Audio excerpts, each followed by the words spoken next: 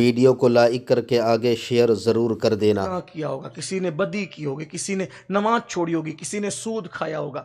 آپ نے ہمارے بڑے بھائی حافظ امین صاحب سے سود کے متعلق سنا، انہوں نے شاید بتایا ہوگا کہ سود کھانا اور کعبۃ اللہ میں زنا کرنا دونوں برابر برابر ہے۔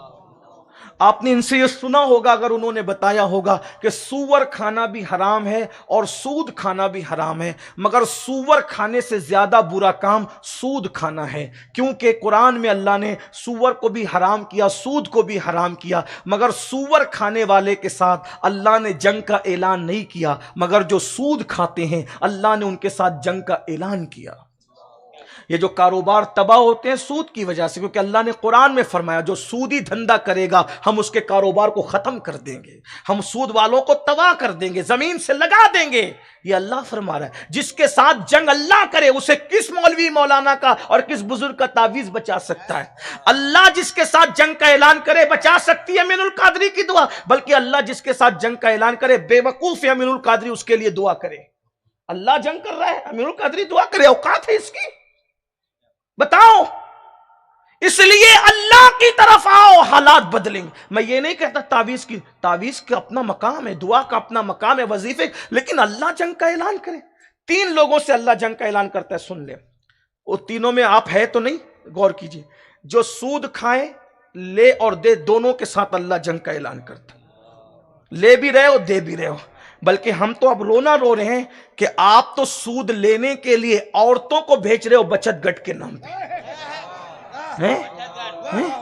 غور تو کریں، یہ ہنسنے کی مسکرانے کی بات ہے۔ تو مجھے بتاؤ، جس مذہب میں عورت کو اکیلے مسجد کے امام کے پاس مسجد کے اندر جانے کی اجازت نہیں ہے، آپ کا ہمارا مذہب کتنا پوتر ہے، ایک اکیلی عورت مسجد کے امام کے پاس مسجد میں اکیلے نہیں جا سکتی۔ کیوں؟ مسجد سب سے پوتر ہے، مسجد سے بہتر جگہ ہمارے لیے کچھ نہیں ہے۔ پاپی سے پاپی بھی مسجد میں سدھر کر کے جاتا ہے، بہت ہوشیار اٹینشن ہو کے جاتا ہے۔ جب امام مسجد کے پاس مسجد کے اندر اکیلے عورت کو جانے کی اجازت نہیں، تو اپنی عورتوں کو، بیٹیوں کو، بہنوں کو قرض لینے کے لیے اکیلے کیسے بھیج رہے ہو؟ اور یہ جو اسکیمیں چل رہی ہیں نا سود اور قرضے کے نام پہ، اس کے پیچھے سازش یہ ہے کہ قرض کے تلے تمہیں اتنا دبا دیا جائے، تمہاری عورتوں کو اتنا دبا دیا جائے، جب تم قرض نہ لوٹا سکو تو پھر وہ تمہاری عورتوں کا جسم تم سے کہہ کے مانگیں گے، یا قرضہ دے یا اپنی عورت کا جسم بیچ دے۔ غیرت کہاں مر گئی؟ سب کچھ پیسہ ہی ہے، کماتے کیوں نہیں؟ محنت کیوں نہیں کرتے؟ کوشش کیوں نہیں کرتے؟ پہلے ہی دن سے شو روم کھولنے کے چکر میں ہو۔ میں نے کل بھی اپنی قوم کے جوانوں سے کہا تھا، تجارت کرو، محنت کرو، مالدار بنو، کیونکہ غربت کبھی کبھی انسان کو کفر تک لے جاتی ہے۔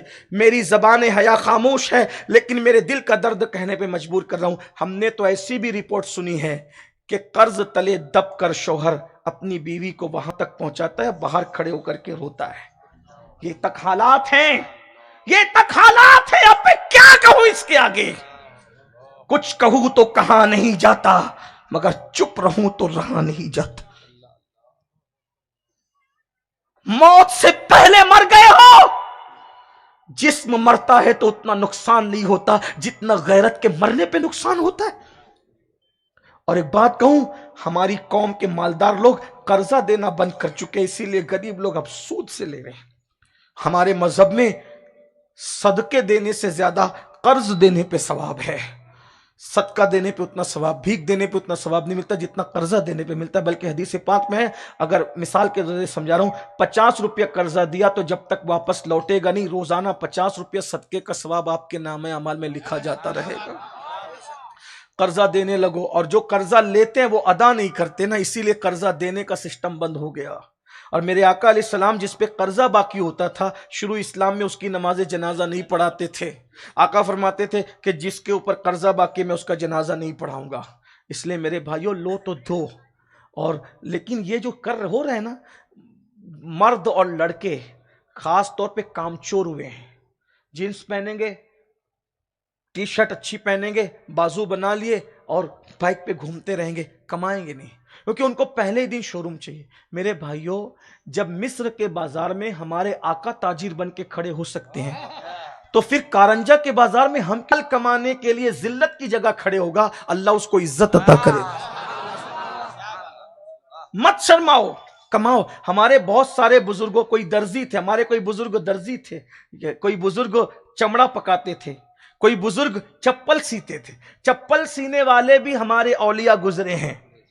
بلکہ آپ کو اگر نہیں پتا ہے، بات آگے بڑھ رہی ہے، لیکن اگر نہیں پتا ہے تو آپ کی معلومات کے لیے بتا دوں کہ ایک حیدرآباد میں قطب تھے، قطب، اور وہ چپل سلا کرتے تھے.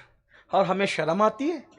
اور اورنگزیب کو مہم درپیش تھی، اور بادشاہوں کی عادت تھی، چونکہ پہلے ایسے لوگ پیدا نہیں ہوئے تھے جو ولیوں سے روکا کرتے تھے. تو بادشاہ لوگ کیا کرتے تھے؟ دو کام. بڑی مہم مصیبت کی آئی، جو زمین کے اوپر ولی ہے اس سے بھی دعا لیتے تھے، اور جو زمین کے اندر ولی اس سے بھی دعا لیتے تھے.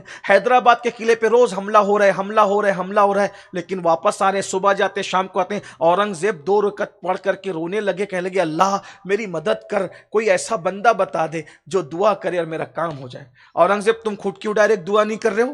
اورنگزیب جانتے ہیں کہ سب کی دعا برابر نہیں ہے. خدا سب کی سنتا ہے لیکن سب کی برابر نہیں ہے، کیونکہ وہاں فوراً کرنٹ والی دعا چاہیے تھی، کیونکہ قلعہ فتح کرنا تھا. اس سے پتا چلا جہاں طاقت ہار جاتی ہے وہاں دعاؤں سے کام چلتا ہے. اس لیے ہمیں 2 چیزوں کے سہارے آگے بڑھنا چاہیے. ایک اپنی محنت ہو، اور محنت کے پیچھے کسی کی دعا ہو. نری محنت بھی کام نہیں آتی، نری دعا بھی کام نہیں بناتی. پہلے کام محنت کرو، پھر پیچھے دعا کرو. محنت اور دعا ساتھ ساتھ چلتے ہیں تو پھر بدر میں کامیابی نصیب ہوتی.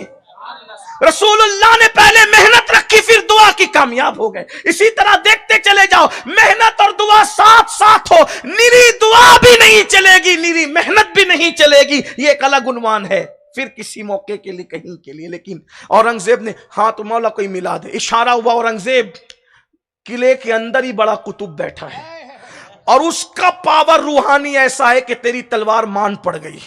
اگر تو کامیاب ہونا ہے تو پہلے جا کے اس سے دعا لے.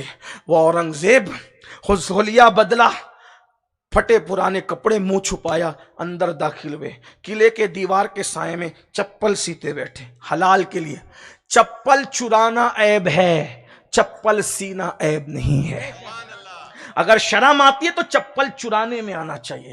مسجدوں میں تو چپل چوری کرتے ہو، موبائل چوری کرتے ہو، اور چپل سینے میں نہیں، حلال میں شرم نہ کرو. ولی جب بیٹھ کر کے سی سکتا، یہی تو ہے. ہم نے ولیوں کی ڈیفینیشن بھی بدل دی. ہم نے تو جب سے یہ کہنا شروع کیا کہ ہاتھ میں تسبیح، بغل میں مصلی اور سینے پہ قرآن ہے، وہی اللہ کا ولی ہے. میں نے کہا صحیح پہچان نہ پیش کر سکے، جو خود حلال نہ کھائے اور دوسروں کی جیب کو للچائی ہوئی نظر سے دیکھے، وہ بہت کچھ تو ہو سکتا ہے، ولی نہیں ہو سکتا. ولی لوگ الگ ہے. ہاتھ میں تسبیح، بغل میں مصلی، نیک تو ہو سکتا ہے، ولی نہیں ہو سکتا. یہ ایک الگ سا عنوان ہے. بہرحال بات چل رہی تھی کیا تو گئے اور اپنی جوتی رکھ دی، پورے کپڑے بدل لیے تھے اورنگزیب بھی. بادشاہ تو پھر بادشاہ. ویڈیو اگر اچھی لگی ہو تو لائک کر کے آگے شیئر ضرور کر دینا.